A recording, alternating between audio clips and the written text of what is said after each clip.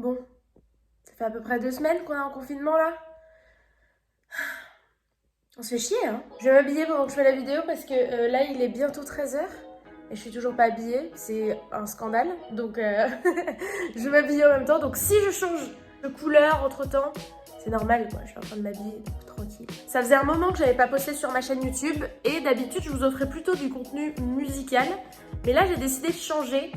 Pour une raison très très simple. En fait, je vois beaucoup de gens sur Twitter s'inquiéter pour leur santé mentale par rapport à ce nouveau confinement et c'est tout à fait normal et justifié. Du coup, je vous ai fait une liste de 5 conseils pour bien passer son confinement parce que c'est une liste que j'aurais aimé avoir pendant mon premier confinement étant donné que pendant mon premier confinement, j'étais vraiment pas bien.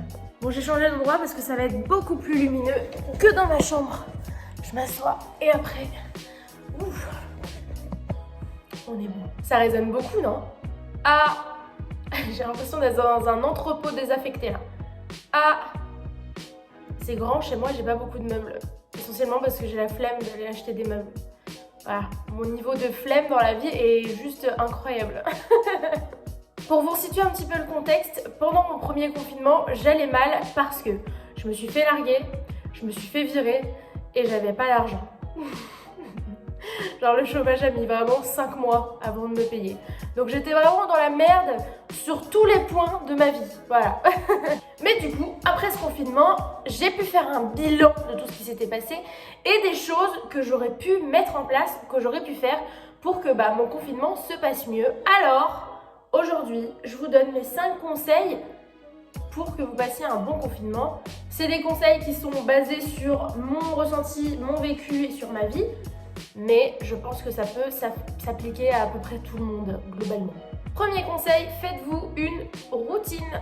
Donc pour ceux qui travaillent, c'est assez facile de se faire une routine parce que globalement vous vous réveillez aux mêmes heures, vous travaillez, ensuite vous mangez aux mêmes heures, etc. Mais pour ceux qui ne travaillent pas, eh bien vous pouvez installer une routine. C'est-à-dire, je sais pas, vous mettez le réveil à 8h, 9h, 10h, peu importe, à la même heure chaque jour. Et vous installez une routine, genre petit déjeuner, ensuite vous faites un peu de sport, ensuite vous mangez à midi, après vous faites, je sais pas, vous regardez un film ou quelque chose comme ça. Si vous faites une routine, vous allez plus vous sentir utile que si vous n'en avez pas. Et puis en plus, on se laisse plus aller quand on n'a pas de routine, parce qu'on évite à se lever à 14h, à se coucher à 5h du mat'. On a notre rythme de sommeil qui est complètement décalé, du coup ça favorise un petit peu la déprime, ça favorise le fait de manger à n'importe quelle heure, enfin bref, ça favorise rien de bon globalement, donc faites-vous une routine.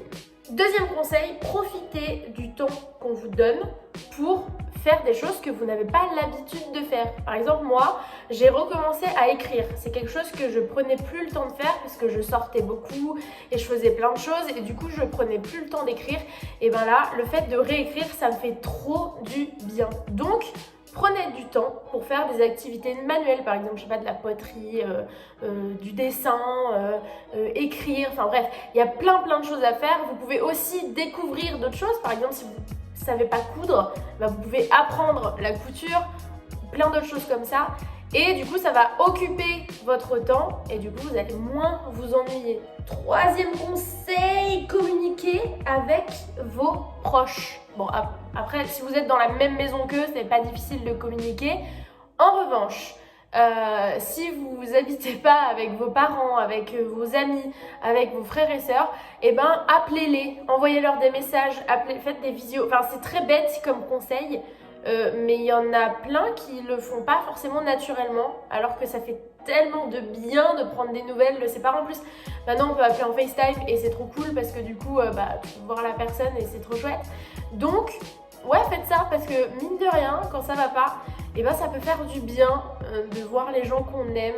Même si, si par exemple ça va pas avec votre famille, les amis, c'est la famille qu'on choisit. Donc appelez vos amis, appelez des gens que vous aimez globalement. Ça va vous faire du bien. Ça fait toujours du bien au moral de parler avec les gens qu'on aime. Quatrième conseil, fixez-vous des objectifs. C'est hyper important. Si vous êtes remis au sport par exemple, fixez-vous l'objectif de perdre, je sais pas, 2 kilos en un mois ou 1 kilo, enfin bref, n'importe quoi. Mais si vous vous mettez à la couture, fixez-vous un objectif, par exemple, ouais, je veux finir, je sais pas, des gants, je sais pas si on peut faire des gants avec de la couture. Enfin bref, fixez-vous des objectifs pour avoir quelque chose à faire et pour vous dire à la fin du confinement, putain, en fait j'ai pas perdu mon temps pendant ce confinement. Vu que je me suis fixé un objectif et que je l'ai réussi, je suis fière de moi. Ça va vous aider à être fière de vous et à vous dire que vous servez à quelque chose et que vous êtes maître de vos vies.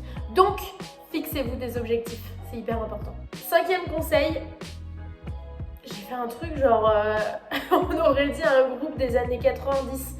Je suis dingue de toi. Du coup, 5e conseil, faites un peu de sport. Alors, ceux qui me connaissent le savent très bien, je suis pas une personne qui est très sportive dans la vie, mais un peu de sport, ça fait du bien, surtout en période de confinement, parce que les salles de sport sont fermées, enfin tout est fermé globalement. Et même faire du sport un peu chez vous, vous prenez une vidéo YouTube de 30 minutes pour faire une petite routine sportive, et ben ça va vous faire du bien parce que quand on est chez soi, on se dépense pas, et du coup, on peut pas éliminer toutes les calories qu'on ingère. Et en plus, on a tendance à plus manger quand on est en confinement, quoi. Donc un peu de sport, ça vous fera pas de mal. Et puis en plus, pour le moral, ça fait grave du bien. C'est un truc de fou. Moi, je fais genre une demi-heure de sport par jour. Et je sais qu'après ma petite séance de sport, même si c'est pas grand chose, et ben je me sens légère, je me sens bien, je me sens mieux, quoi. Même si vous n'aimez pas le sport, et ben faites-en un petit peu parce que du coup, globalement, ça fait du bien. Voilà, c'était une petite vidéo qui dure pas très longtemps pour vous donner 5 conseils pour vivre un peu mieux votre confinement. Parce que c'est vrai que c'est la galère. On se demande quand est-ce que le Covid il va partir. J'aimerais bien que ça soit bientôt. En tout cas, moi, je pense que mon objectif, c'est de me remettre à faire des vidéos sur YouTube et des vidéos qui me plaisent et d'arrêter d'avoir peur du regard des gens et de ce que les gens vont dire, de ce que je fais. Voilà, ça c'est mon objectif. Voilà, fixez-vous des objectifs qui vous paraissent peut-être inatteignables, mais qui seront atteignables à la fin du confinement. En tout cas, d'ici la prochaine vidéo, portez-vous bien, faites attention à vous. Je vous envoie beaucoup d'amour et puis à la prochaine, je pense que ce sera la semaine prochaine, l'autre vidéo. Et je reviendrai avec un autre top 5 parce que j'aime bien ce format-là. Salut!